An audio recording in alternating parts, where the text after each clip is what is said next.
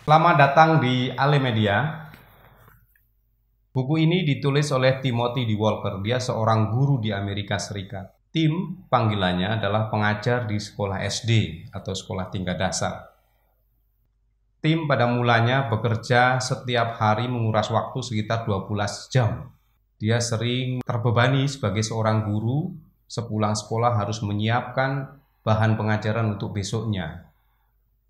Bahkan nyaris tim dalam tulisan ini, dia nyaris putus asa sebagai guru. Tiap malam 4-5 kali dia terbangun karena dia kelelahan. Setiap hari pulang sampai sore dari jam 6.30 sampai malam. Situasi yang dihadapi oleh tim itu kemudian diketahui oleh istrinya Johanna. Johanna adalah seorang Finlandia yang merupakan istri tim. Johanna bercerita bahwa temannya yang di Finlandia sebagai guru tidak mengalami seperti yang dialami tim. Di Finlandia, seorang guru SD hanya mengejar cukup 6 jam. 6 jam pelajaran setiap hari. Tim tidak percaya, mana mungkin. Setelah mengajar selama 3 tahun menjadi guru di Amerika, tim bersama Johanna istrinya akhirnya hijrah ke kota Helsinki, Finlandia. Mari kita tur ke Finlandia.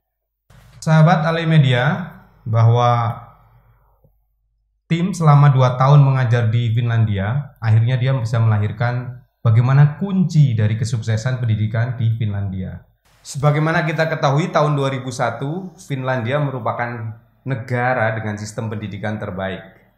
Melalui program penilaian secara internasional, yaitu program for International Student Assessment, Finlandia menempati posisi nomor 1 sebagai sistem pendidikan untuk usia 15 tahun. Nah, di buku ini tim bercerita bagaimana selama dia mengajar di Finlandia ada 33 cara strategi sederhana untuk kelas yang menyenangkan.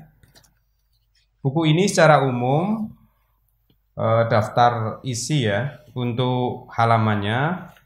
Buku ini ketebalannya tidak terkategori tidak begitu tebal. Total halaman sudah sama daftar pustaka itu sekitar 197. Buku ini layak dibaca oleh siapapun, terutama yang berkiprah di dunia pendidikan maupun dunia sekolah. Untuk para guru saya kira cocok.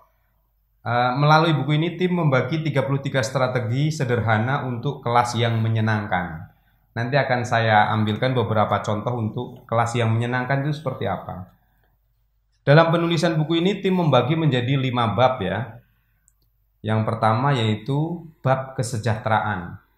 Turunannya nanti ada beberapa subbab yang menjelaskan tentang metode-metode yang dikembangkan dalam pendidikan untuk meningkatkan kesejahteraan anak itu sendiri di Finlandia. Bab yang kedua yaitu rasa dimiliki. Di sini juga ada subbab, ada 6 subbab yang nanti akan mengupas bagaimana pendekatan dan pengembangan teknik pengajaran di Finlandia dalam menumbuhkan rasa dimiliki di sekolah tersebut. Kemudian yang berikutnya, yang ketiga yaitu kemandirian. Di bab ini dikupas beberapa metodologi bagaimana seorang guru berkomunikasi dan membangun ikatan dengan siswa, terutama dalam membangun kemandirian. Yang keempat yaitu bab penguasaan. Di bab ini diajak bagaimana hal-hal mendasar yang harus dimiliki oleh seorang guru dan bagaimana cara pendekatan dalam kelas. Nah, yang empat adalah pola pikir. Nah, ini yang menarik.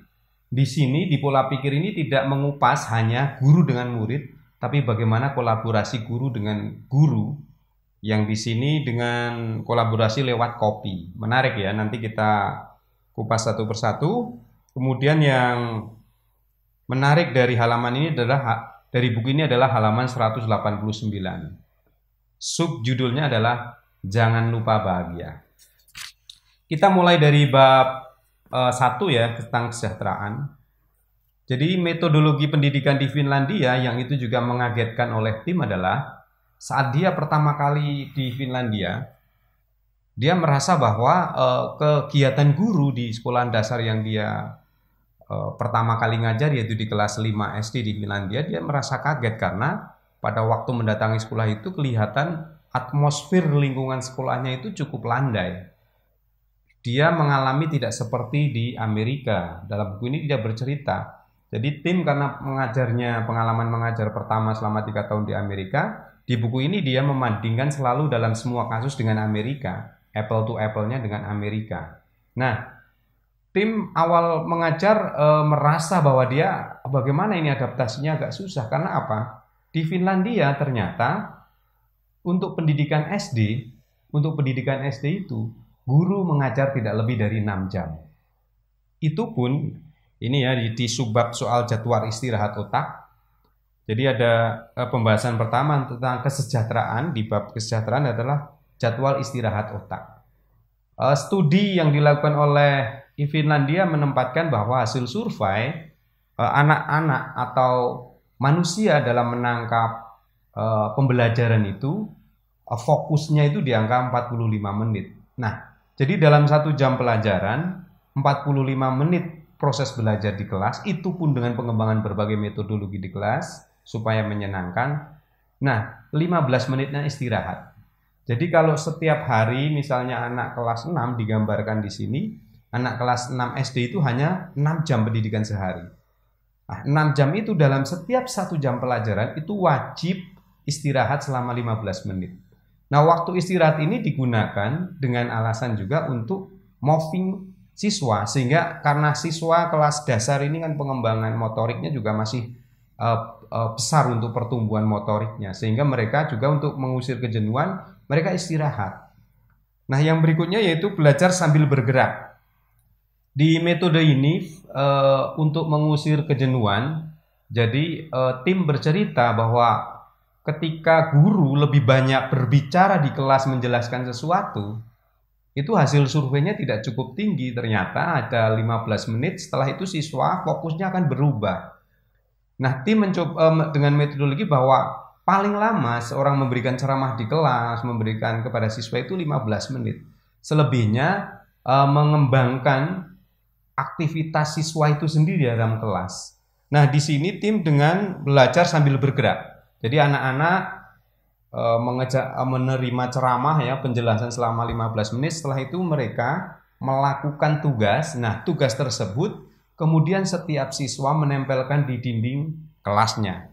Nah, setiap siswa nanti akan presentasi dengan hasil tugasnya itu. Nah, semua siswa moving. Jadi semua siswa itu bangkit dari duduknya kemudian bergeser mengikuti gambar yang ditempel, tugas yang ditempelkan oleh siswa lain dan mendengarkan presentasi. Selain itu juga siswa boleh memberikan masukan atau kritik dan saran untuk perbaikan terhadap siswa lain.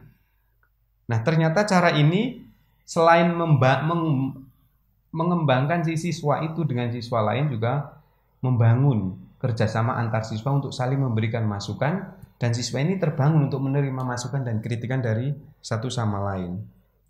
Yang berikutnya adalah recharge sepulang sekolah. Tim mengaku bahwa ketika mengajar di Amerika, dia mengajar setiap hari sampai menghabiskan 12 jam. Artinya dia berangkat pagi jam 6:30, pulangnya sore menjelang malam, bahkan sampai malam. Malamnya dia di rumah, dia tidak memiliki waktu banyak untuk keluarganya. Padahal dia diceritakan buku ini dia memiliki 2 anak kecil. Bahkan malam hari dia harus menyusun pembelajaran lagi, besok mau menyusun pembelajaran apa lagi dan sebagainya. Nah, saat di Finlandia dia merasakan bahwa seorang guru juga manusia yang membutuhkan berkeluarga, sehingga ketika pulang ya waktu dia untuk keluarga, untuk istrinya, untuk anaknya, sehingga pekerjaan di sekolah ini nggak dibawa pulang. Nah, waktu di rumah ini justru meremajakan pikiran-pikiran dan merefresh seorang guru yang juga seorang ayah butuh mendapatkan kebahagiaan di keluarganya. Yang di bab 2, jadi ini tidak saya baca semua ya. Nanti teman-teman kalau pengen baca utuh buku ini silahkan dibeli. Ya, nanti saya kasih di kolom bawahnya. Buku ini di judul yang sebenarnya adalah Teach Like Finland. Kemudian diterjemahkan menjadi mengajar seperti di Finlandia. Yang bab 2 yaitu babnya tentang rasa memiliki.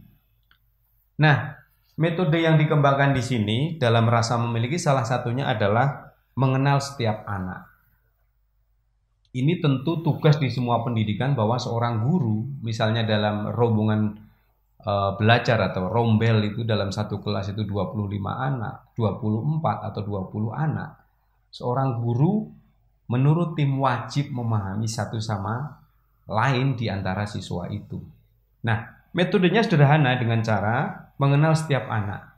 Jadi setiap mau masuk kelas, tim berdiri di depan pintu kelas, kemudian anak-anak membuat circle ya, atau baris memanjang, lingkaran, kemudian menyebutkan nama satu sama lain. Setelah itu masuk ke kelas, tim berdiri di depan kelas, menyebutkan secara lengkap nama anak itu, sembari tos atau salaman. Jadi tim menggambarkan dua itu. Jadi tos sama anak, membangun keakraban, kemudian memanggil namanya. Dan ini setiap orang ya, apalagi anak ketika dipanggil nama lengkapnya, dia juga akan merasa dimiliki karena ada kedekatan lebih emosional gitu. Nah, yang berikutnya yaitu sering sekali antara guru dan siswa terjadi dalam pendidikan pedagogi ya. Jadi guru adalah penuh ilmu, kemudian anak adalah seperti gelas. Jadi guru pembawa air, anak seperti gelas. Jadi seolah-olah mau ngisi air yang banyak. Nah, di sini tim mencoba menjelaskan bahwa bermain dengan murid-murid. Di judul ini, tim membangun pendekatan dengan siswa. Jadi guru dan siswa itu egaliter dalam beberapa hal, terutama dalam bermain, masuk kepada dunia anaknya. Nah, jadi anak merasa bahwa sekali waktu seorang guru adalah teman saya, teman bercerita dan teman bermain. Kemudian yang berikutnya adalah ada menghapus perisakan atau bullying.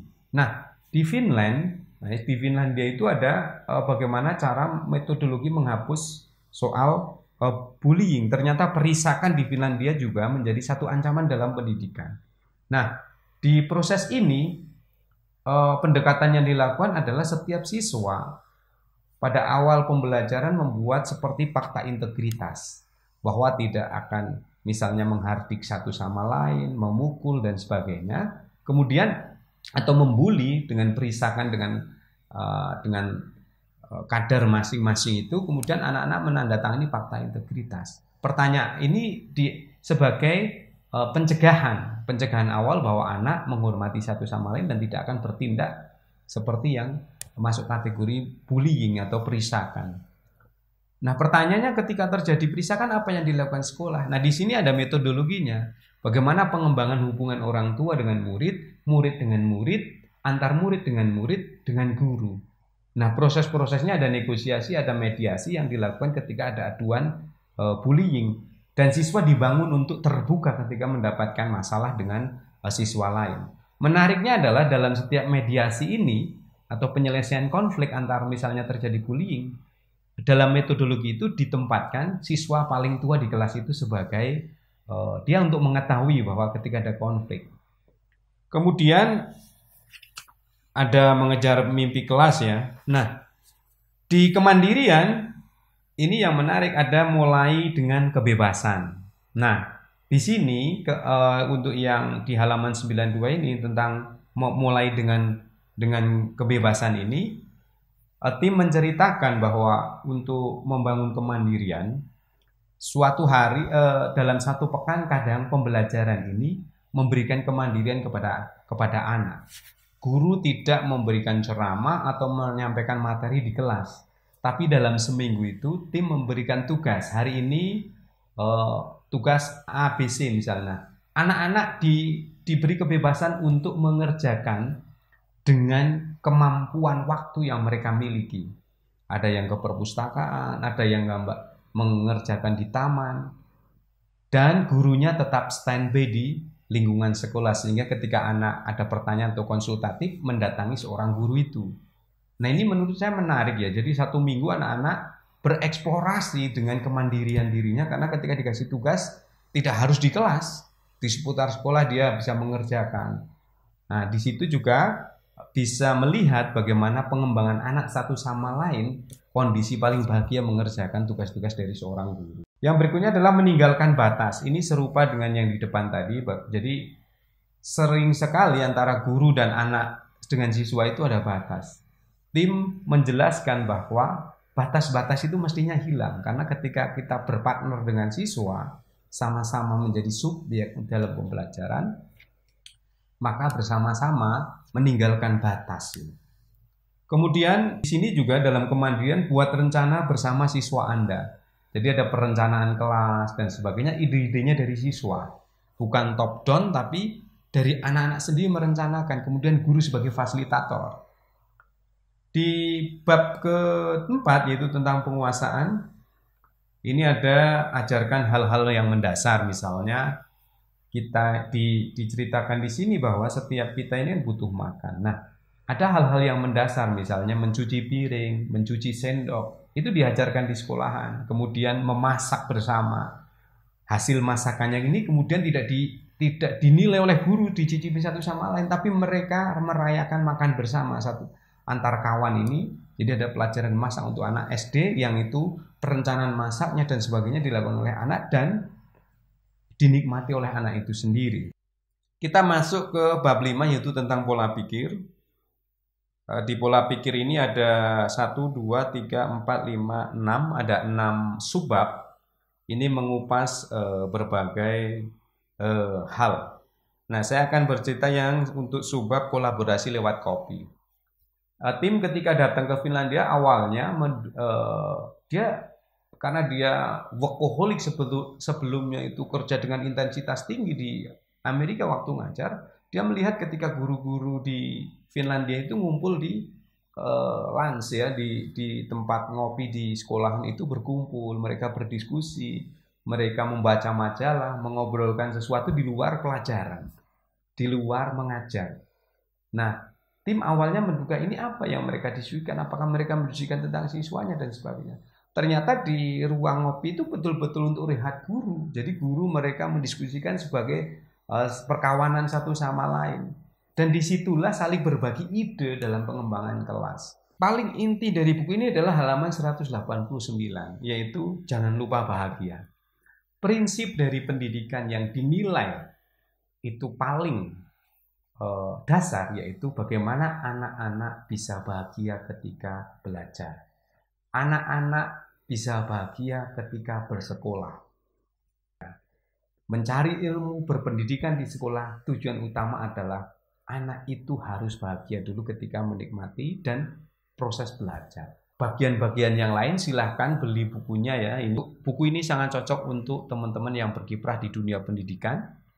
Ini juga cocok untuk orang tua yang di rumah sehingga mampu mengenali dan memahami ketika mendampingi anaknya belajar di rumah. Ingat, tugas pendidikan anak bukan hanya ketika di sekolahan oleh seorang guru. Nah, buku ini penting untuk semua orang, untuk guru, untuk pengajar, untuk mahasiswa yang sedang belajar tentang ilmu pendidikan, dan tentu juga untuk orang-orang tua yang peduli terhadap pendidikan anaknya. Ini menarik dan teman-teman silahkan. Nanti linknya saya tulis di bawah ya untuk bagaimana cara mendapatkan buku ini. Bisa dibeli di penerbitnya langsung atau di sejumlah toko buku. Itu saja untuk review buku ini, mudah-mudahan bermanfaat.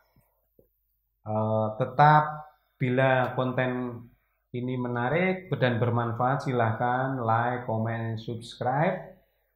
Jangan lupa share juga kepada temanmu yang mungkin guru atau membutuhkan referensi buku tentang pendidikan. Tetap bersama channel Ale Media. Sampai jumpa, salam sukses. Jangan lupa bahagia.